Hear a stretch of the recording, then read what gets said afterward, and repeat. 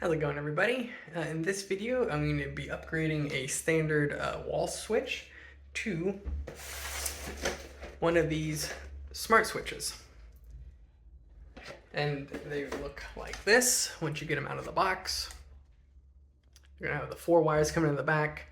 So the first thing we're going to need to do is kill power to the switch at the breaker box, and then show you how to get this installed.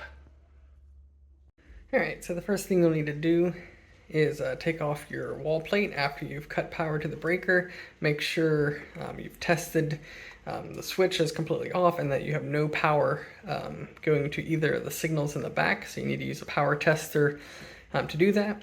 If at this point you're already not comfortable with that, I would look into having an electrician come out and help you with that. Or looking at a video from a licensed electrician on how to properly test that. I'm not showing you that here in this video, as I'm primarily focused on showing you how to get the switch connected and the wiring updated. So you'll pull off this wall plate after removing those screws, and then there's 2 more screws on the actual switch, which will then let you pull the entire switch out. Again, please make sure you have killed all power here, because any one of these wires back here could still be live even if the switch does not work. Prime example here is my house. The wiring in my house is a little older, and these switches only have 2 wires going to them, and you'll notice the new switch has 4. So there are a ground and a neutral wire back there that we're going to have to tap into, and you want to make sure the power is killed on those. Even if this switch doesn't work right now, you still need to make sure that you have no power going to that neutral. So the next thing we're going to need to do here is pull off these 2 wires. So we have the 2 wires going here. The instruction manual that comes with these will explain all that to you. So we have the red wire going in, the black wire, the line going in. There is no ground on this switch, even though there is a ground back there. So we're going to make sure we attach the ground. And you can see here the new switch is going to use the ground, the neutral, the line, and the load. This only has the line, or sorry, the line and the load wire going into it right now. So I'm going to go ahead and get this disconnected, and then I will show you the new switch. Okay, so we have the old switch removed, and as you can see, in my case, the red and the black, the load and the line wire, pretty easy because they were attached to the switch. And then I did pull out the neutral wire that was wedged back in there. And then also this is our ground wire further back. Typically will be green, or you'll see in this case it's just the bare exposed copper wiring.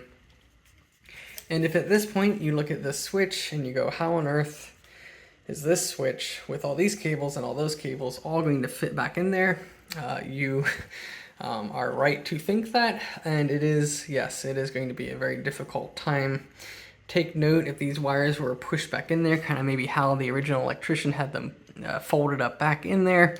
You don't want to crease them in ways that are unnecessary. But yes, this is going to be a tight fit for sure. And that is one of the first things I've noticed when I've installed these before, is getting that switch pushed back in there is sometimes tricky. So at this point though, all we need to do is connect the red and the black wire, which will be pretty simple. We'll use the attached connectors for that. And then when we get back to the neutral and the ground, in this case, since we have so many wires going into it already, I'm going to plan to reuse the existing connectors and just adding the white into the existing neutral, and then the green, which is the ground, back into that ground there. So then we should have all 4 wires connected.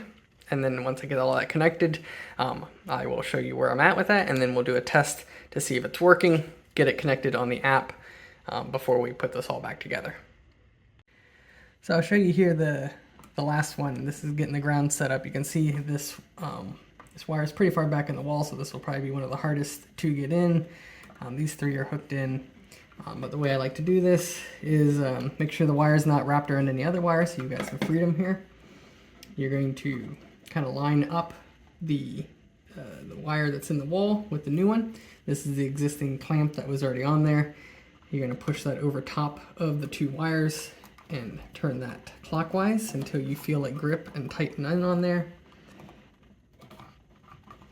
Once you feel it grip, you're going to keep turning it until it is completely tight, like that. And then you're going to need to give a good tug on the wire that you added. And when I say a good tug, like, you want to make sure that thing is not going to come out. So I usually hold on to the end of the blue, or the nut there at the end, and give it a good pull. And you want to make sure all your wires likewise are all good, because you don't want any of those popping out when you push this back into the wall. Okay, now that we have all of our wires connected up here, it is time to go ahead and make sure you can get the switch pushed back in there. Like I said, at this point, you are going to have to really push these wires back up in there, because there is not a lot of space in these junction boxes, especially when you have a lot of wires like this. So, get creative. Again, make sure you're not, creasing any of the wires completely. How hard are you going to have to push to get that all back there? Substantially hard. I can't tell you exactly how hard is too hard for you, but it is normal. You've got a lot of wires that you're going to have to cram back there. So I've got about 1/2 inch still to go. One thing I do on these, at least these new ones, because the connectors they give you are pretty shallow, and the cuts on these wires had some bare wire exposed, is I put a little electrical tape on there. You probably could have cut the wire as well. I'm sure an electrician will tell me in the comments if I did this wrong. But if I've got any bare wire, I feel a lot better putting a little bit of electrical tape, not a lot, just a little bit around that, just to cover it, so I don't have any exposed wire. And again, I'm talking about there was just a little bit of wire exposed underneath these clamps. So that makes me feel better as I'm pushing this all back in here, that I don't have any wires exposed. But yeah, you can see there, it's pretty tight. And yeah, you just gotta play around with it until you can get this switch in. And then it comes with new screws that you will use for your switch to get that in.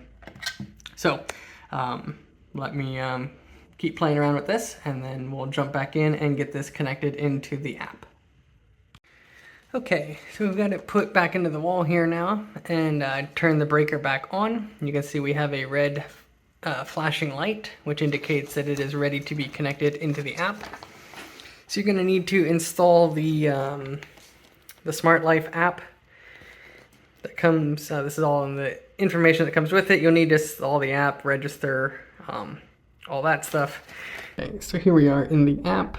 We're going to go add a device. We're going to go down to the switches. This is a Wi-Fi switch, so we'll do switch Wi-Fi. Here we're going to enter in our wireless network information. You need to use something that supports 2.4 gigahertz.